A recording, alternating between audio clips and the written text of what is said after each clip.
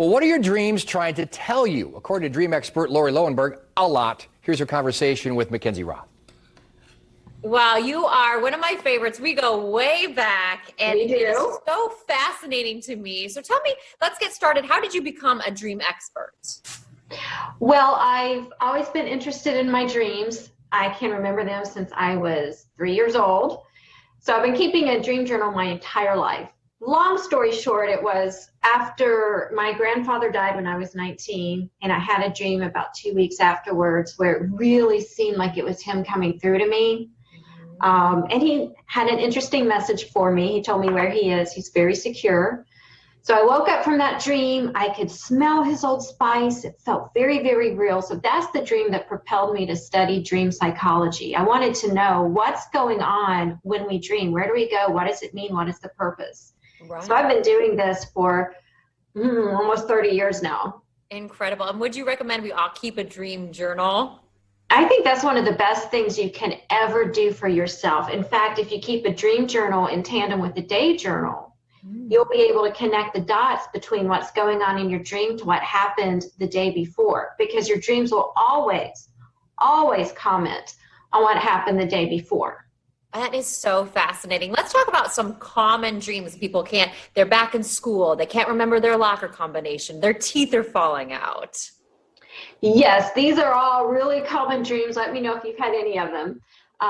Okay, let's start with the teeth falling out, because that's super common for people in the broadcast industry. And any dream having to do with the mouth, the teeth, the lips, the throat, the tongue is going to be connected to how you've been communicating lately in real life. So if your teeth fall out, that's a good indication you've allowed something out of your mouth that should have stayed in there permanently.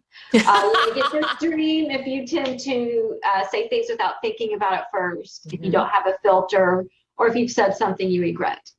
Interesting. And what about the old, we're back in school. I always have a recurring dream. I'm like 2 credits away from, I discovered I didn't really have all the credits for college, and I'm back and I'm trying to find my class schedule, or a lot of people can't get their locker combination right. Yes, that one's really common, and they're kind of on the rise right now because it is back to school time. So you may find yourself back in those cinder block halls trying to find your class without your clothes on. So what I found in my many, many years of research and experience is that the back at school dreams and all their different variations of the dream tend to be connected to what's going on in our current job or career. Okay. Because school is your first job, and it's where you learn the dynamics. You know, you need to be on time, you need to be prepared, have done your homework, you're being tested and judged, you're learning something new, and you want to move on up to the next level. Same thing as your job. So pay attention to what the stress is in the dream. For example, if you can't find your class or your locker, that's a good indication you don't feel like you've found where you belong yet in your job or career.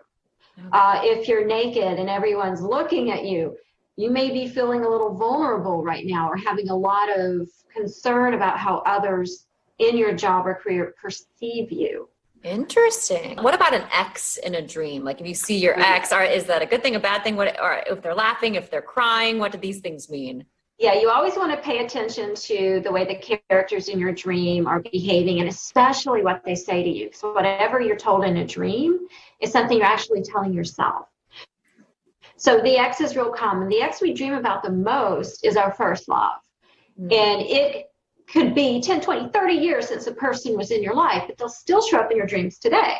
And the reason why is because that first love tends to not play his or herself, and instead represents the feeling of desire, excitement, always wanting to be together. So if they're showing up in your dream, you may need to bring that spice back into your current relationship, or you may be in a dead period where you are in a relationship and your subconscious is saying, hey, remember this? Let's bring this back into our life. Tell us about your book where everybody can grab it.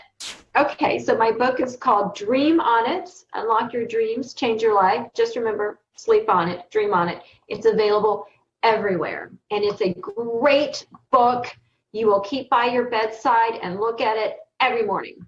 I have it, and I have the